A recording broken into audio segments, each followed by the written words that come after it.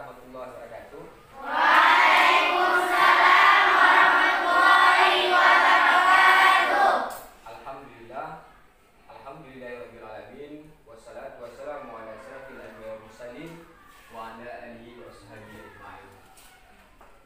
Puji syukur kehadirat Allah Subhanahu wa taala karena oleh Allah sampai hari ini masih memberi kita umur panjang, kesehatan dan juga kesempatan sehingga kita masih bisa melakukan proses belajar mengajar di sekolah yang kita cintai ini.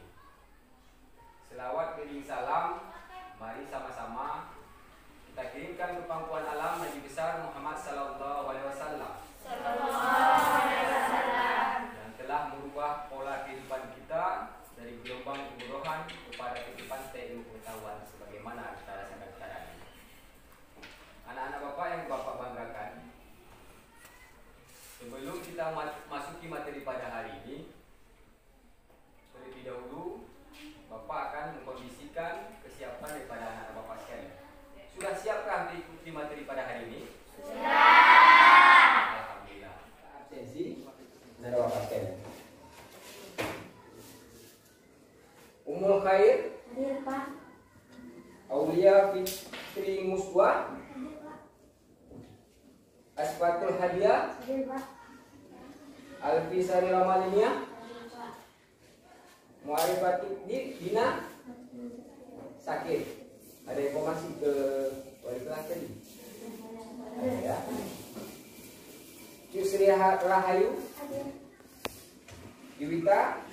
Tapi Bapak ingat kepada anak Bapak sekalian, fokuskan ke hadirannya. Karena kenapa? Dalam kehadiran kita itu satu hari kita hadir itu secara otomatis kita akan meninggalkan satu materi pelajaran yang masuk di hari itu. Ya kan? Secara otomatis juga kita akan polahkan nanti di saat ujian. Jadi oleh sebab itu Bapak harapkan kepada anak Bapak sekalian untuk meningkatkan begitu.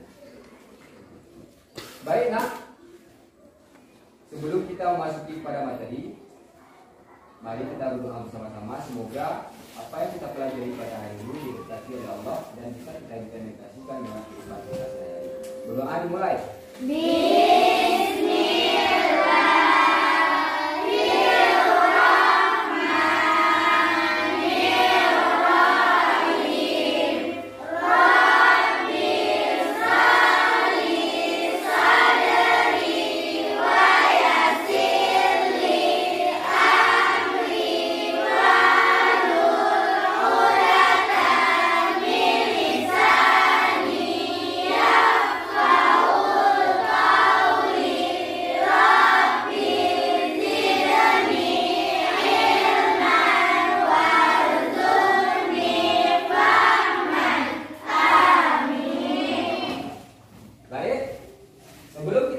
Materi pada hari ini kita akan mengkaji ulang materi-materi yang pernah Bapak masuk sebelum pertemuan kali ini. Masih ingat? Masih. Materi apa dulu yang sebelum materi ini? Pertemuan yang telah lalu. Hidup tenang dengan kejujuran. Hidup tenang dengan kejujuran. Bagus. Apa lagi nak? Amanah. Amanah. Apa lagi? Istiqomah. Istiqomah. Berarti anak-anak Bapak masih ingat. Jadi di situ di pelajaran terdahulu itu teruraikan bagaimana kita dalam hidup. Sudah barang tentu kita harus Jujur. Setelah itu amanah. Apa itu arti amanah? Dulu sudah pernah Bapak jelaskan. Amanah itu bisa bisa dipercaya. Nah, itu amanah kan bisa. Sebenarnya amanah kita apa yang disampaikan oleh orang lain itu kita pegang janjinya. Itu istiqamah. Ya kan? Itu pelajaran terdahulu. Dan pelajaran itu terus diulang-ulang nah. Karena supaya kenapa? Di saat nanti kita ujian itu pelajaran itu mungkin masuk dalam jadi tidak ada pelajaran begitu sudah kita belajar kita tinggalkan kita ujian. Tapi pelajaran itu bukan sekedar cuma kita pelajari saja, tapi juga harus selalu diingat dan bisa kita implementasikan dalam kehidupan sehari-hari. Kita belajar tentang kejujuran, secara otomatis kita harus selalu jujur, baik itu perkataan maupun perbuatan kita. Itu tujuan kita belajar, bukan cuma sekedar kita pelajari itu saja, tahu saja bukan itu, tapi apapun yang kita tuntut, apapun yang kita pelajari itu bisa kita implementasikan dalam kehidupan kita sehari-hari. Itu juga kita belajar. Baik, kemarin di pertemuan yang telah lalu Bapak juga sudah memberitahu sekilas tentang materi kita pada hari ini. Siapa yang masih ingat? Hari ini kita masuk materi Semua bersih digunakan. semua Digunakan. itu bab 3 ya kan? Di pakainya itu bab 3. Nah, coba anak bapak sekalian kita pakainya nanti bapak akan menjelaskan tentang materi tersebut.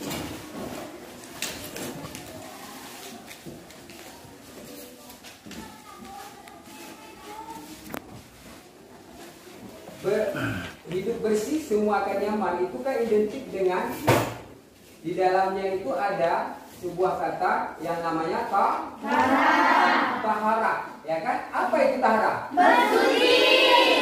Alhamdulillah, inilah anak bapak, anak daya. Secara otomatis kalau masalah pelajaran agama sudah ada dasar-dasar. Ini coba perhatikan ke papan tulis, dia ada monitor kepada itu. Definisi tahara. Menurut bahasa, tahara itu bersih atau Bersuci. menurut istilah, melenyapkan sesuatu yang ada di tubuh, pakaian dan tempat yang menjadi hambatan bagi pelaksanaan salat dan ibadah lainnya. Menurut tuntutan Islam. Di sini juga disebut dalil tentang tahara. Itu kalau dalam Al-Quran, dalam surah Al-Baqarah ayat 222, yang bunyinya Innallahu yuhibbul tawwabina wa yuhibbul mutatahhirin. Yang artinya sesungguhnya Allah mencintai orang-orang yang bertaubat dan orang-orang yang mensucikan diri. Ini dalilnya. Ini merupakan perintah Allah. Allah itu menyukai orang-orang yang selalu suci. Ya kan? Ya. Selanjutnya dalam hadis Nabi, la yaqbalullahu salatun bighairi tahura. Artinya Allah tidak menerima salat seseorang yang tidak dalam keadaan suci.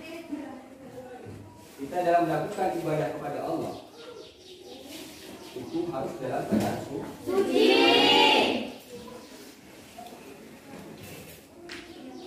Kalau kita melakukan ibadah apapun dalam keadaan tidak suci, niscaya tidak akan terima. Ya kan? Tidak akan terima amal ibadah.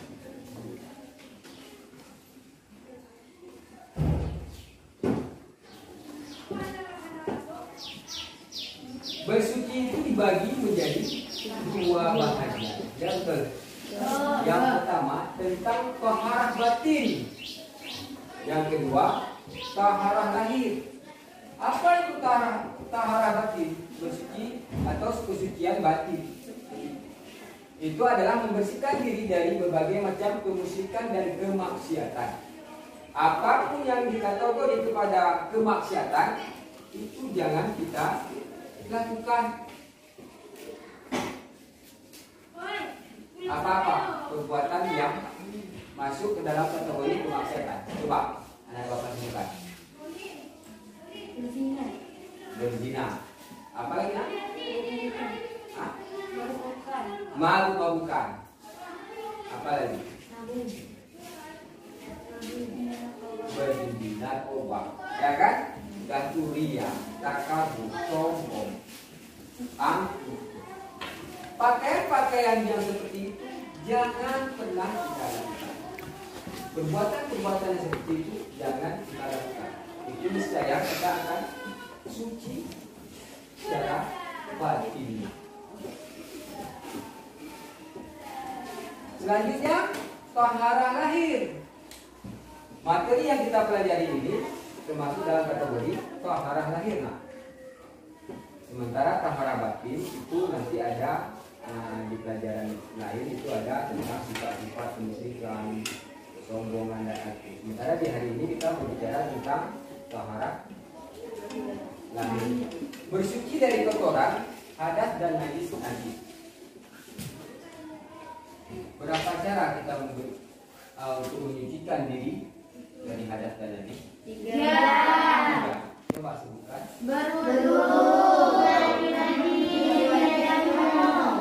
Bagus kalian. Dalam kita bersuci itu ada 3 cara, dan 3 cara ini tergantung pada najis atau hadas yang ada pada kita, ya kan? Yang pertama sekali berwudu, yang kedua mandi wajib atau juga disebut dengan mandi junub. Terusnya tayamum. Ketiga-tiga itu ada dasarnya. Yang pertama sekali kita bersuci diri dengan wudu itu dalam kategori apa? Yang saja contoh. Kita berwudu itu cuma membersihkan dari hadas kecil saja. Kalau ada besar harus seterusnya tayamum. Tayamum itu baru boleh kita lakukan jika tidak ada air. Misal katakanlah kita di gunung pasir, tidak ada air, lantas sudah sampainya saat kita melakukan salat, maka Allah menggunakan kita untuk tayamum itu dengan tanah atau pasir yang bersih. Demikian juga kalau kita melakukan perjalanan jauh yang memang sudah saatnya sampai waktu sholat, itu kita naik pesawat. Perjalanan itu mencapai 1 hari perjalanan, lantas kita bisa bertayamum.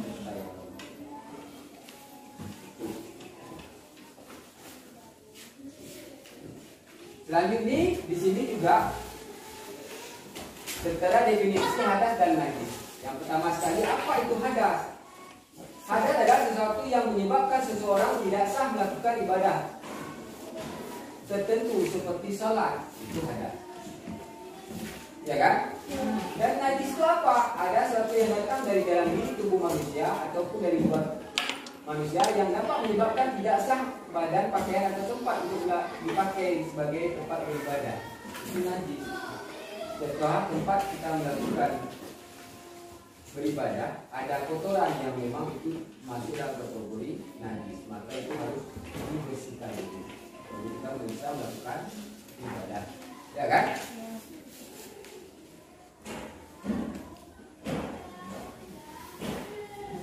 Ini macam-macam hadas. Dia ada hadas. Kalau masuk dalam kategori hadas kecil, segala sesuatu yang membatalkan wudu. Contoh, dan kita sentuh, sudah ambil wudu, dan itu kita sentuh secara otomatis kita harus berwudu kembali, atau kecil atau buang air besar dan lain-lain. Itu jenis hadas yang sifatnya hadas kecil.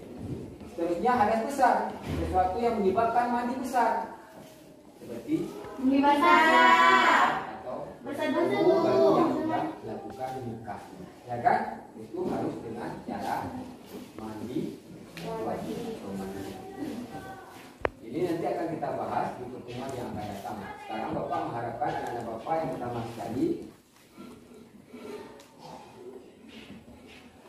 Bapak mengharapkan anak Bapak yang pertama sekali bisa menghayati ajaran bersuci dari hadas kecil dan hadas besar berdasarkan syariat Islam. Dalam hari ini anak-anak Bapak harus bisa mengetahui tata cara bersuci dari hadas kecil dan hadas besar. Yang selanjutnya bisa mencontohkan Bagaimana itu hadas besar dan hadas kecil. Dan nantinya Bapak mengharapkan anak-anak Bapak dalam pelajaran materi pada hari ini bisa mempraktikkan dalam kehidupan sehari-hari. Bagaimana setelah kita sebut tadi, anak-anak Bapak sudah tahu apa itu taharah, ya kan? Dan apa-apa yang bisa, apa-apa yang kita lakukan untuk kita supaya bersih secara lahir, dan sudah kita sebutkan tadi. Coba diulangi.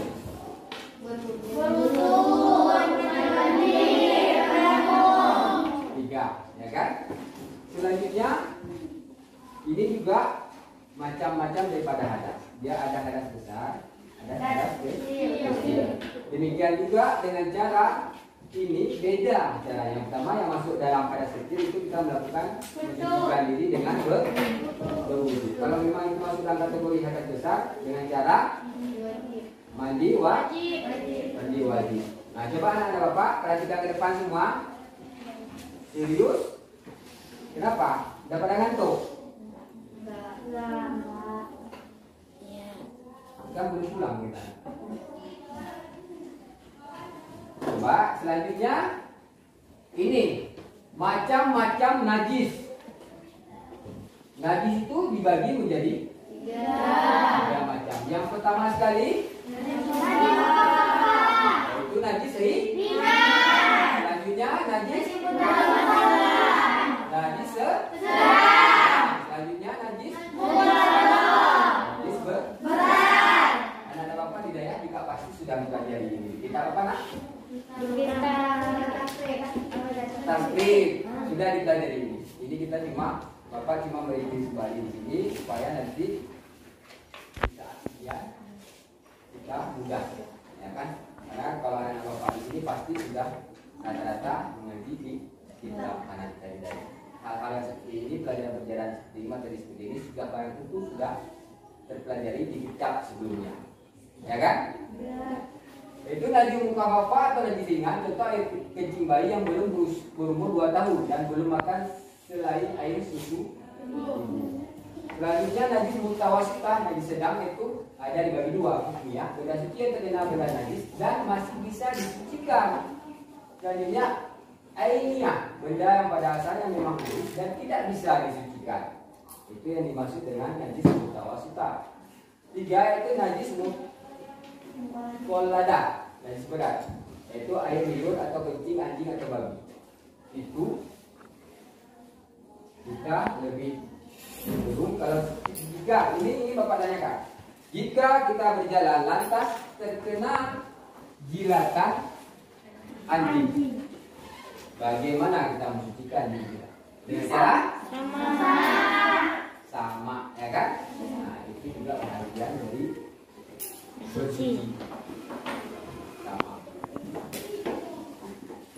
Jelas anak Bapak sekalian? Dari beberapa materi yang pertama tadi, ada yang belum jelas? Coba anak Bapak tanyakan. Kita akan memecahnya sama. Coba, apa yang belum jelas? Ditanyakan. Siapa yang bertanya?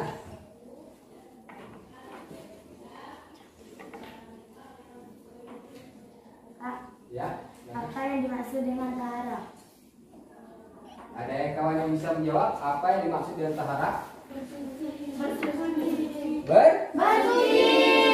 Bersuci. Tadi sudah kita sebutkan. Berarti taharah itu bersuci, ya kan? Kalau yang disebut dengan kategori bersuci itu suci secara lahir dan batin, ya kan? Suci dari batin, coba siapa-siapa yang tahu? Kita tidak melakukan sifat maksiat apapun. Sifat maksiat itu kan banyak. Kita tidak melakukan itu, berarti itu kita suci secara batinnya. Sementara kalau suci dari lahir itu suci dari hadas dan najis, ya kan? Sudah jelas nak? Ada yang ditanyakan lagi? Yang Apa pertama, contoh ainiyah? Contoh aniyah. contoh Aniyah. aniyah, benda pada asalnya memang najis dan tidak bisa disucikan. Siapa yang tahu? Benda itu memang najis dan tidak bisa disucikan. Contohnya apa? Anjingan. Ini salah satu contohnya kan, tentang anjing babi. Itu memang barang yang memang sudah tidak suci. Dia sudah najis memang, tidak bisa disucikan. Pernah dengar nggak? Daging babi disama ada? Nggak pernah kan? Gimana pun kita lakukan terhadap babi yang masuk dalam kategori tubuh babi, itu tetap haram. Tetap dia najis, tidak bisa kita disucikan. Itulah najis, najis berat. Aniyah itu termasuk seperti najis berat. Itu tidak bisa kita sucikan. Misal kita contoh dapat kuku babi, lalu kita sama, kita pegang, suci tidak? Tidak akan suci. Karena kenapa? Dia memang benda atau makhluk yang memang najis dan tidak ada cara untuk mensucikannya. Tetapi apabila kita dikenai jilatannya atau air liurnya atau tubuhnya, kita bisa mensucikannya dengan cara Menyamak. menyamak, ya kan? Nanti di pertemuan yang akan datang Bapak akan menjelaskan. Yang pertama sekali ini ingat, pertemuan akan depan kita juga masih dalam materi ini. Nanti Bapak akan menjelaskan yang pertama sekali tentang mandi wajib. Selanjutnya tentang tayamum, ya kan? Juga tentang sama. Di pertemuan yang akan datang pembahasan itu akan kita bahas. Sudah jelas tak materi-materi pada hari ini? Sudah. Apa kita akhiri? Kita padai sampai sekarang. Ada yang ingin bertanya lagi? Tidak ada lagi? Baik. Sebelum kita mengakhiri pelajaran kita pada hari ini, mari kita berdoa. Doa dimulai.